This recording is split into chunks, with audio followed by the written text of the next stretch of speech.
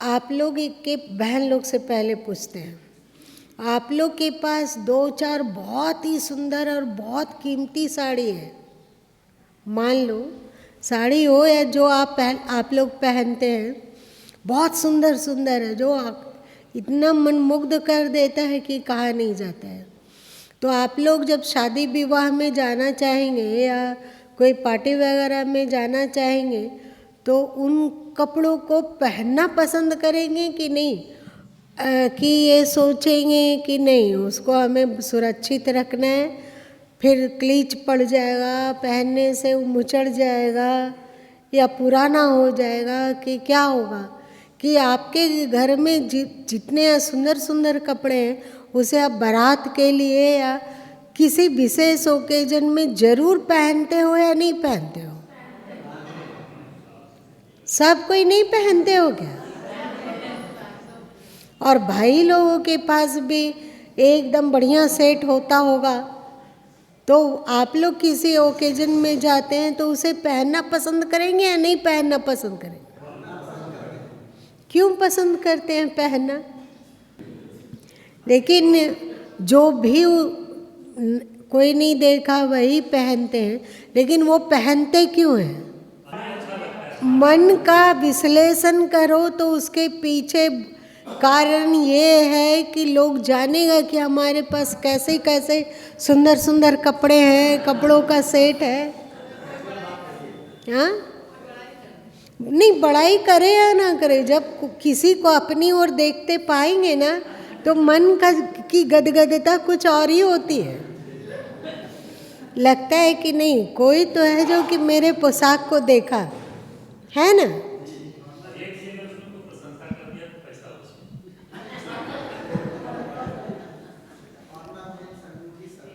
ऐसा तो आप लोग क्यों नहीं करते? आपस में एक दूसरे की प्रशंसा कर लिया करो।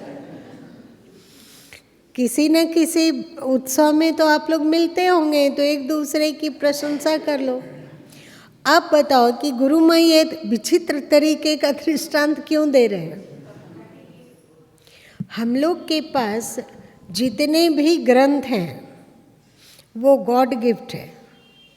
ये तो गुरु माँ नहीं कहेंगे कि गुरु माँ गिफ्ट है, ये तो नहीं कहेंगे, वो गॉड गिफ्ट है। और संभवतः आध्यात्मिक पुस्तकों के ढेर में भी आपकी पुस्तकें एक अलग ही विलक्षणता पूर्वक छटा जाएगी। मतलब वो हम लोगों को भगवान का दिया हुआ एक सुंदर उपहार है, तो हम उसे क्यों नहीं दिखाने की प्रयास करेंगे कि देखो मेरे पास इतने अच्छे चीज़ है। तो जब हमारे पास सुंदर वस्त्र होते हैं तो उसको बाहरी दूसरे लोगों को दिखाने की उतनी उत्सुकता जागती है कि दूसरे भी देखें कि हमारे पास एकदम ऐसा डिज़ाइन।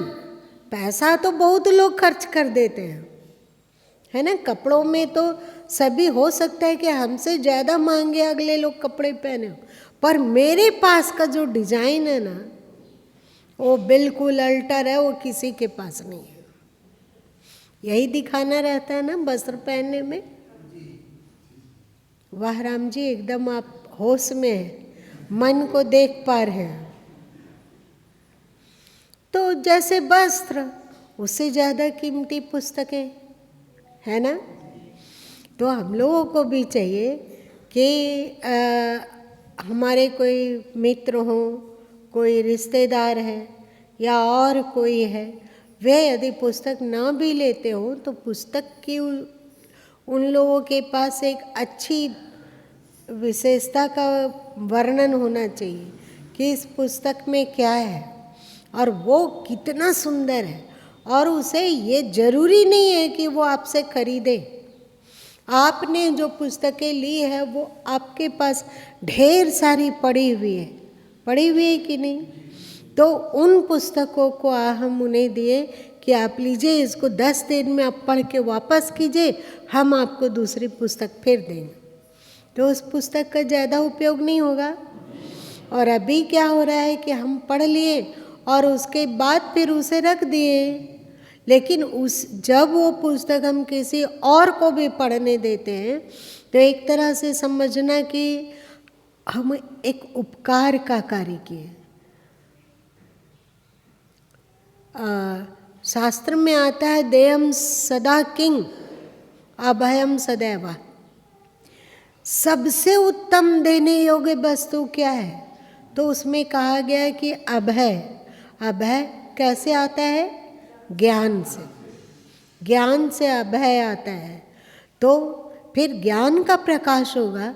यदि वो आपकी पुस्तक से कोई दूसरा पढ़ा, जब तक पढ़ा, भले हम लोग भी तो अभी जो पुस्तक में पढ़ते पूरा का पूरा 100% थोड़े उतार पाते हैं। हम ये कहेंगे कि हम लोग का संस्कार द्रुत गति से बदलता है, अच्छा होता जाता है।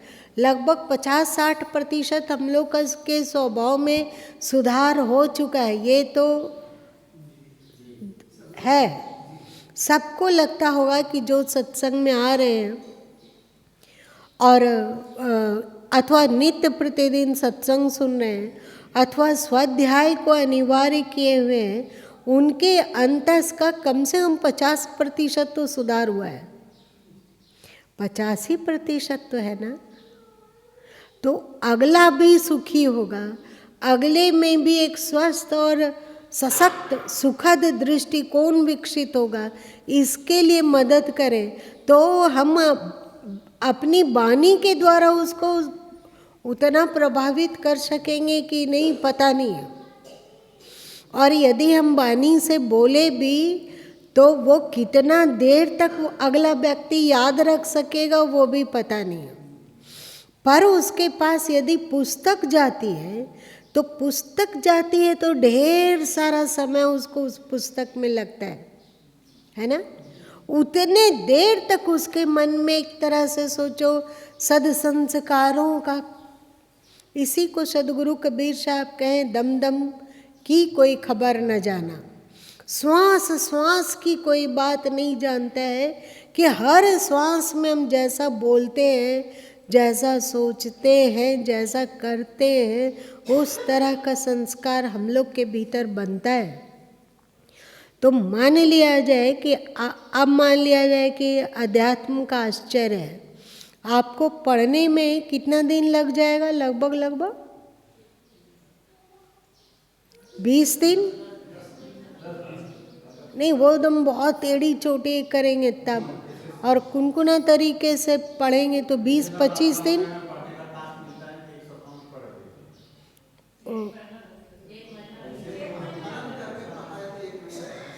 तो 1 महीना तक आप उसी चीज में अपने दिमाग को घुमा रहे हैं, दिमाग में वही चीज चल रही है, वही बातों का चिंतन, उसी बातों का फिर भूल रहे हैं, व्यवहार में भूलने लगे, फिर से पुस्तक पढ़े, फिर दिमाग में वही बात आ गई। तो सोचिए 1 महीना में आपके दिल दिमाग मन का इतना संस्पर्श हुआ अध्यात्म के आश्चर्य को, तो वो हमारा संस्कार बनाया नहीं। अभी आपको बताते हैं, संस्कार बनाया नहीं, इसको आप जांच सकते हैं। कैसे? जैसे अभी आपने 4 महीना पहले अथवा 4 साल पहले अध्यात्म का आश्चर्य पढ़ा। अभी कोई आपसे पूछता है कि आपने अध्यात्म के आश्चर्य में क्या पढ़ा, तो बोलने में असुविधा होगी, शायद भूल चुके हैं, सही। लेकिन जब फिर से पढ़ने लग जाते हैं तो याद आती है, अरे ये इसके बाद ये कहा गया, इसके बाद ये कहा गया। ये कहाँ से याद आ रही है कि इसके बाद ये कहा गया, इसके बाद ये आता है, इसके बाद इसी में एक कहानी भी आ रही है, ये याद आ जाती है या नहीं? तो इसका मतलब क्या हुआ? इसका मतलब वो आपके अचेतन मन में प्रवेश किया हुआ है। अचेतन मन में वो घुस गया था, जिसको आप सामान्य रूप से याद करने की कोशिश कर रहे थे तो याद नहीं आ रही थी। और जब आप उसे फिर से पढ़ने लगे तो वो तुरंत याद आ गई। जैसे आपको बताते हैं, बहुत सारे बच्चों का सबका जन्म होता है, छोटे रहते हैं, वे आबोध होते हैं या और कुछ होता है और कुछ होता है। किसी किसी को बचपन में वे कृष्ण का बाल रूप देखे तो वहीं उसी में मुग्ध हो गए और उनके प्रति एक आकर्षण होने लगा। या फिर वे कोई भजन सुने, बच्चा कोई भजन सुना तो उसको बहुत अच्छा लगने लगा। इसका मतलब एक बार में वो जो सामने देखा, अचेतन मन में उसका वो चीज पहले से भरा हुआ है, इस जन्म में भूल चुका था वो, लेकिन बचपन में कोई चीज देखा अथवा सुना,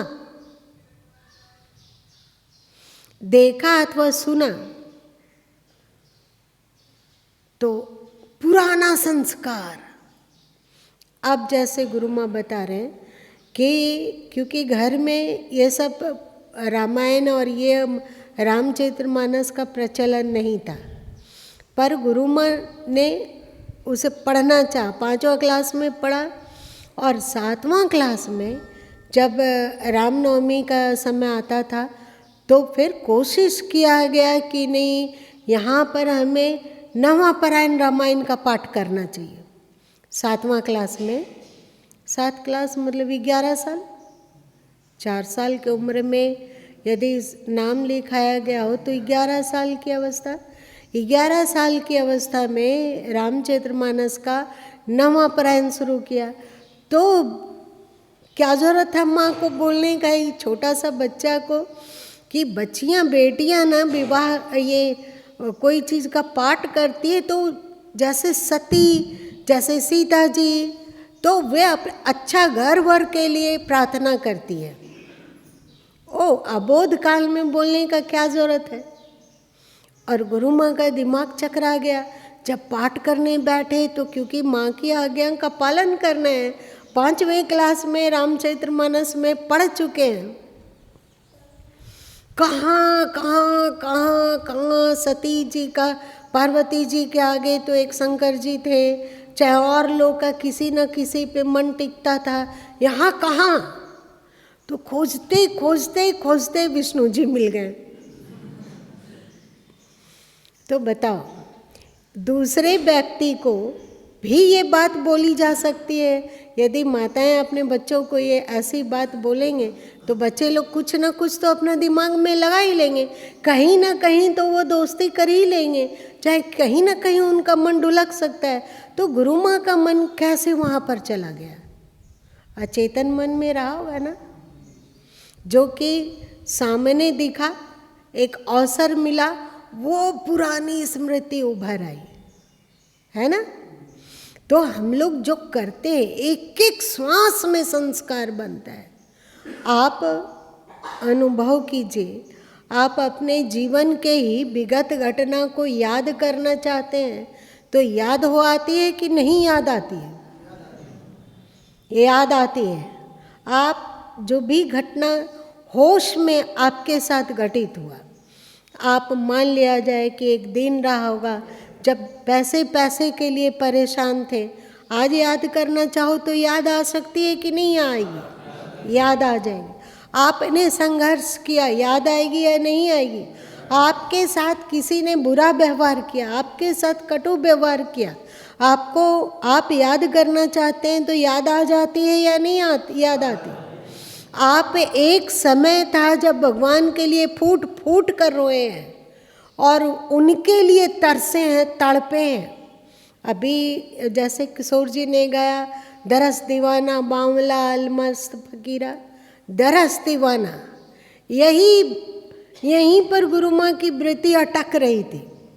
दरस दीवाना, यदि उनसे मिलने के लिए, उनके साक्षात्कार के लिए, उनमें डूबने के लिए आप एड़ी चोटी करके प्रयत्न किए, भले दर्शन ना मिला हो, पर उसे आप याद करना चाहें तो याद आएगी या नहीं आएगी? नहीं याद आएगी। वो दिन कैसा था जब हम प्रभु के लिए रोते थे, कलपते थे, तड़पते थे, पागलों सा लगता था कि कहाँ वे मिलेंगे। कहाँ मिलेंगे। और एक आपको गुप्त बात बताते हैं, गुप्त बात। जब कोई इस तरह भगवान के दर्शन के लिए अथवा पागलपन से उभरता है, निकलता है कि प्रभु आपका साक्षात्कार कहाँ मिलेगा, कहाँ, कैसे कैसे, इतनी विवलता और विकलता की लगता है कि पल भर भी एक प्राण टिक पाना मुश्किल है। ऐसे में वो अपने सिर को दीवार से रगड़ने लगता है। अब बताओ कैसे, क्यों?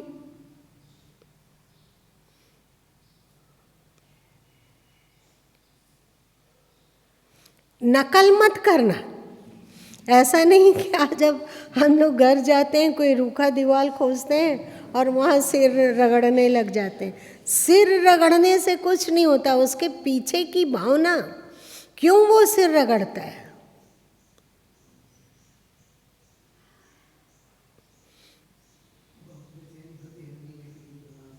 तो बहुत बेचैनी का अलग अलग तरीके का भी तो होता है ना। ये सिर ही क्यों, सिर क्यों? कभी न कभी का संस्कार है, अचेतन मन में ये गड़ा हुआ है कि अध्यात्म में उन्नति का मार्ग यहीं से शुरू होता है, आपके भृगुटी से, आपके आज्ञा चक्र से। ये कारण।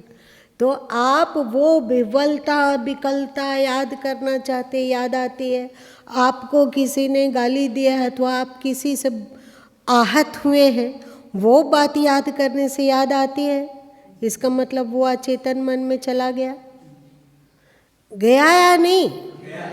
हम लोग जो भी बोलते हैं, करते हैं, सोचते हैं, वो हमारे अचेतन मन में चला जाता है। तो आप लोग, एक समय था जब गुरु माँ नवरात्रि इत्यादि में ध्यान का नहीं देते थे व्रत, कि आपको 45 मिनट अभी होता है ना कि कम से कम 45 मिनट का ध्यान करना है, उस समय रहता था सुमिरन, तो आप एक एक दिन में लाखों सुमिरन कर पाते थे। यहाँ कोई ऐसा है क्या? अच्छा चलो 20,000 25,000 तक तो कर पाते थे। याद करना चाहते हैं तो याद आती है कि नहीं? जो बातें बीत गई है, जो जीवन का लम्हा गुजर गया, वो हमारे अचेतन मन में अपना जगह बना लिया। आपके ने अचेतन मन में शुभ भी भरा, अशुभ भी भरा, है ना। अब यदि आपने अपने अचेतन मन में शुभ भरा तो उसकी स्मृति से आपको आह्लाद, पुलक और खुशी आएगी, और जो नेगेटिव तत्व भरा गया उसको याद करने पर परेशानी, क्षोभ इत्यादि दिमाग में आएगा, आएगा नहीं आएगा। तो हम लोग जो ग्रंथ का स्वाध्याय करते हैं, वैसे बिना अर्थ समझे हम लोग पाठ करते हैं, वो जिसका बहुत होश रहा, बहुत ही ज़्यादा जिसका मन एकाग्र हो चुका है और होश में रहा, तो 84 रमैनी के पाठ में होश पूर्वक डिंग तो हाँक देंगे बहुत सारे लोग कि नहीं, हमारा 84 में कभी कभी ही मन भटकता है, बाकी एकाग्र रहता है। क्योंकि हम लोग मन को नहीं देख पाते, इसलिए ऐसी बातें बोलेंगे।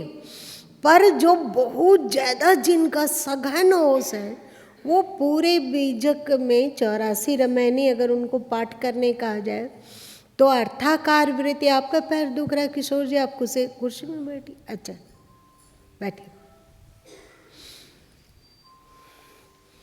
तो उसमें हो सकता है कि 60-70 बार कम मिनिमम मन भटकता होगा।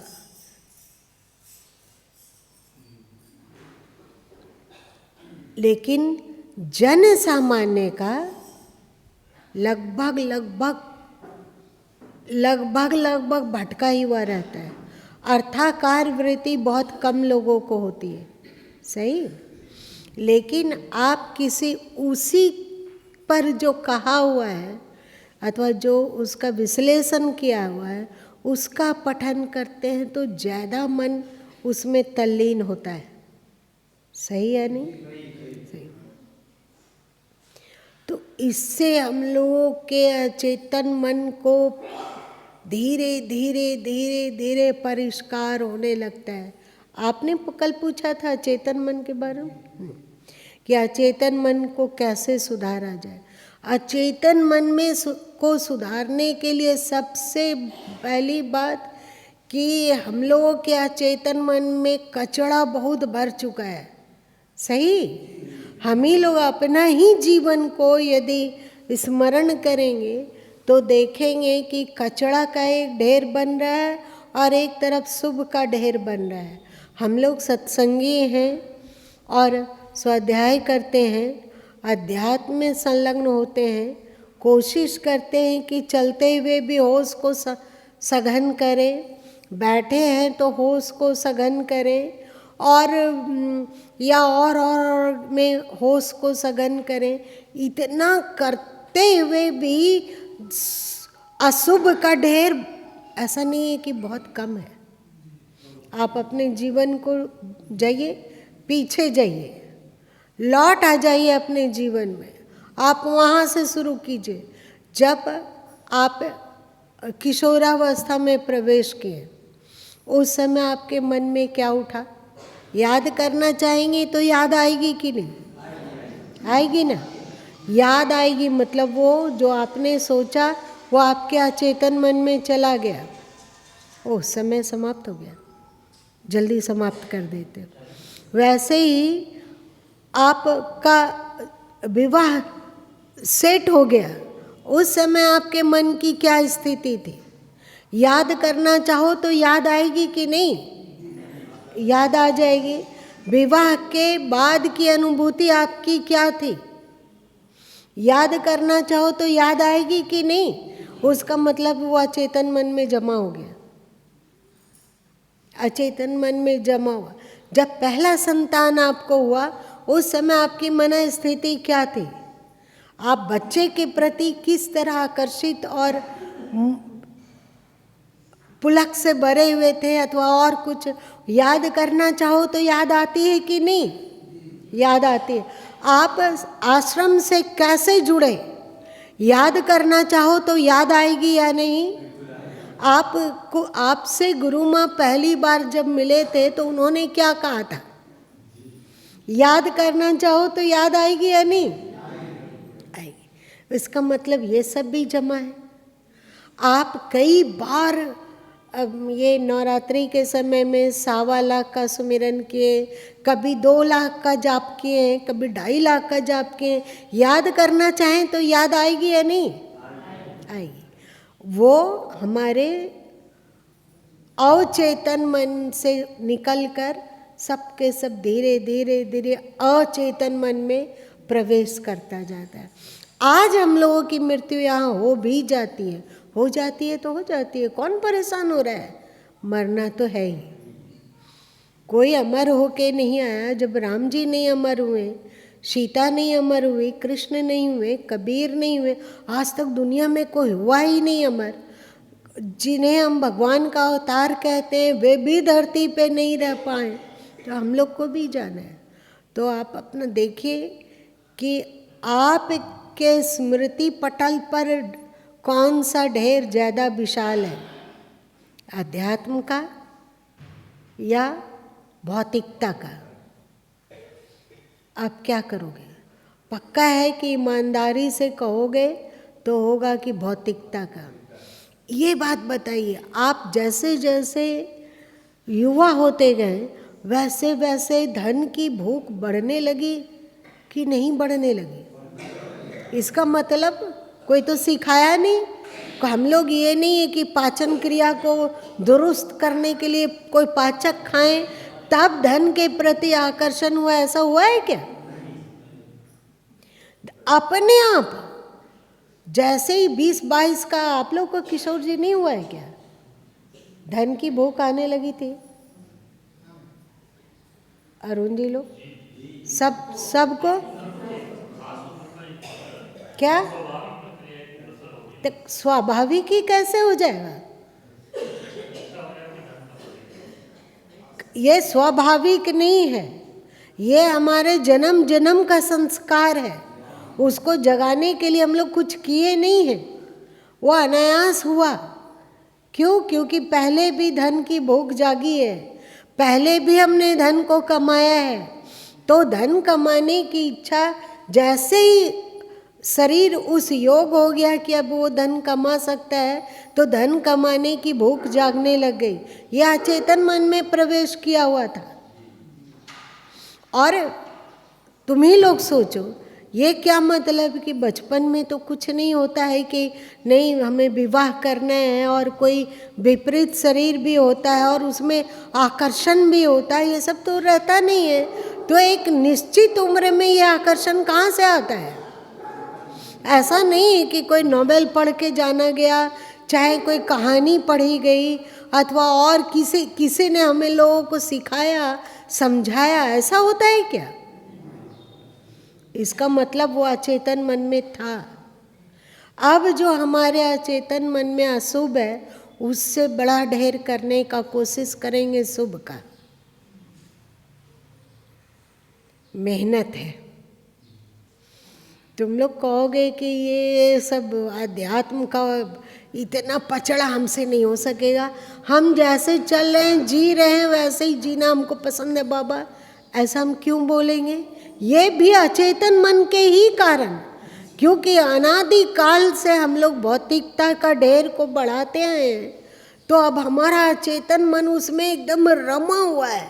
तो आप उसके विकल्प में कोई दूसरा ढेर बनाना चाहेंगे तो मन 1000 प्रश्न उत्पन्न करेगा कि इस ढेर को बनाने से क्या है? जहाँ हैं हम वहाँ संतुष्ट हैं, जहाँ हैं हम संतुष्ट हैं। ये हम नहीं बोल रहे हैं, याद रखना, ये हम नहीं बोल रहे हैं, यह चेतन मन बोल रहा है। जैसे भी हम एक नॉर्मल लाइफ जीना चाहते हैं, इतना टेंशन, दुनिया का टेंशन पहले से ही क्या कम है, जो ये एक अध्यात्म का टेंशन कि अब हमको शुभ का ढेर बढ़ाना है, शुभ का ढेर बढ़ाना है, शुभ का ढेर बढ़ाना है, ये एक और टेंशन हम नहीं पाल सकते।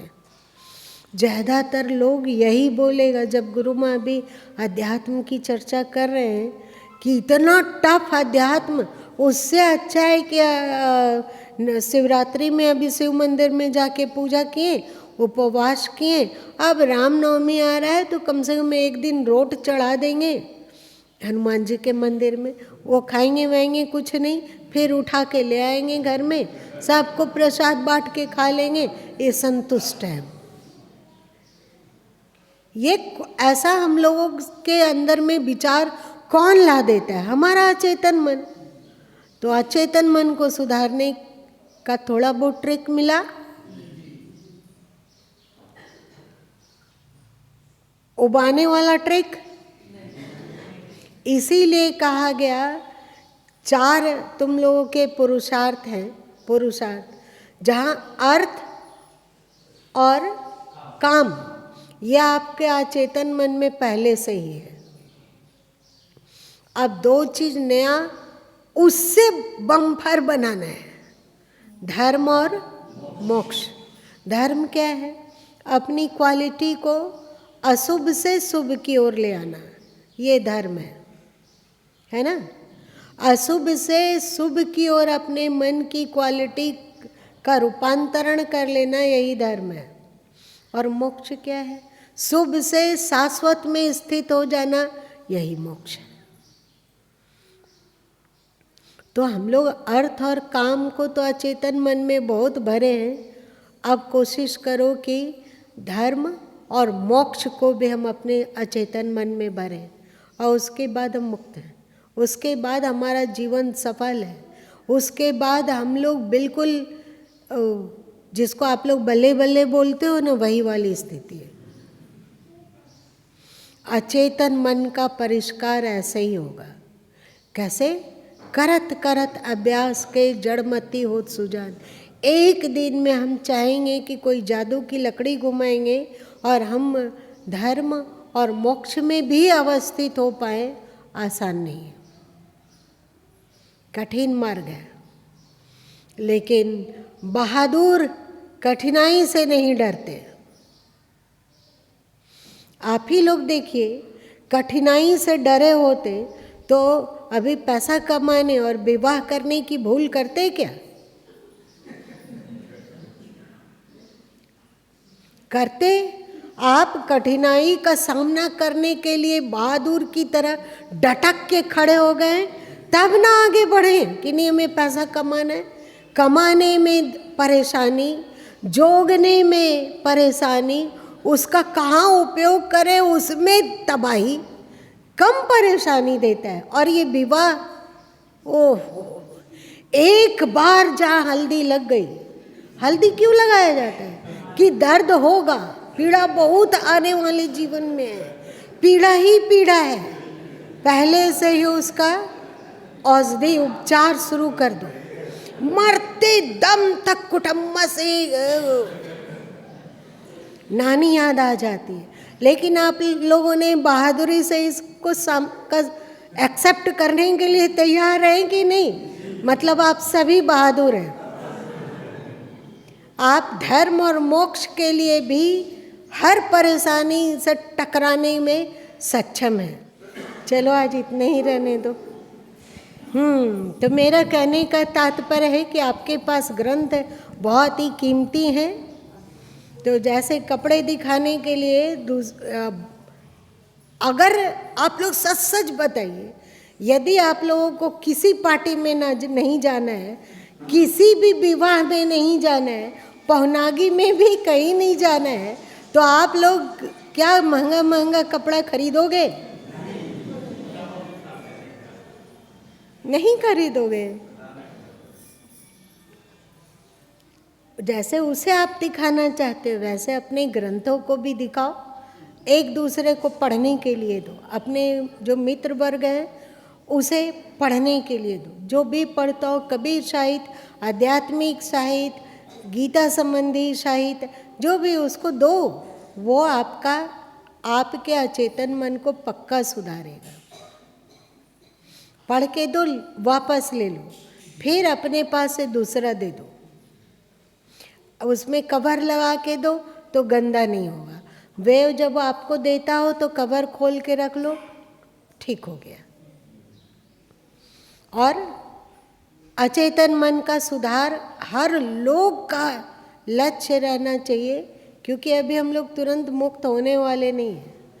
तो अचेतन मन का परिष्कार बहुत जरूरी है। अचेतन मन का परिष्कार स्वाध्याय, सत्संग, भक्ति और चिंतन, जो स्वाध्याय किए चिंतन, धीरे धीरे अचेतन मन का परिष्कार होगा ही होगा। और अपने जीवन में अनिवार्य रूप से सद्कर्म, 4-5 ही तो पॉइंट है, बाकी तो सब कोई ज़्यादा भारी नहीं है। हमें तो लगता है पैसा कमाने से और परिवार पालने से बहुत ज़्यादा सरल है, ऐसा गुरु माँ को लगता है, बहुत ज़्यादा। देखिए आप ही लोग, अब अरुण जी का तो हो गया, इन लोग का हो गया, अब किशोर जी को बाबा बनने में कितना समय लगेगा? किसी को भी, अरे बाबा सुनिए तो, इतना पापड़ बेलते हैं तब बाबा बन पाते हैं। और एक अध्यात्म बेटा अभी उम्र कम ही है, बाबा बन गया। आप लोगों को माँ बनने में कितना मेहनत लगता है? कम मेहनत लगा है, कम मेहनत लगा रे। और गुरु मालों को देखो माँ बनने में कितना देर लगा। तो आपका ज़्यादा सरल है माँ बनना या हम लोग का ज़्यादा सरल है? बोलो। इस तरह से धर्म और मोक्ष कमाना बिल्कुल सरल है। ये गुरु माँ को अपने अनुभव से कह रहे हैं, बहुत ज़्यादा सरल, बिल्कुल ये गाना कि मन मस्त हुआ तो क्या बोले, बिल्कुल सरल है। इसलिए हिम्मत मत हारिए, अचेतन मन में शुभ को का ढेर को जरूर बढ़ाइए। दिन रात जैसे भौतिक जगत का ढेर बढ़ते जा रहा है, वैसे उसी अनुपात में हम लोगों का आध्यात्मिक संस्कार का ढेर भी बढ़ते जाए। चौकन्ना रहो, होश में रहो, और फिर देखना कि जीवन में किस तरह जब अध्यात्म की छटा छिटकती है तो कितनी मस्ती आती है। और तब आप कहेंगे कि अरे यही तो सच्चा सुख था, हम लोग कहाँ भटक रहे थे, किस जगह में सुख ढूंढ रहे थे, पता ही नहीं।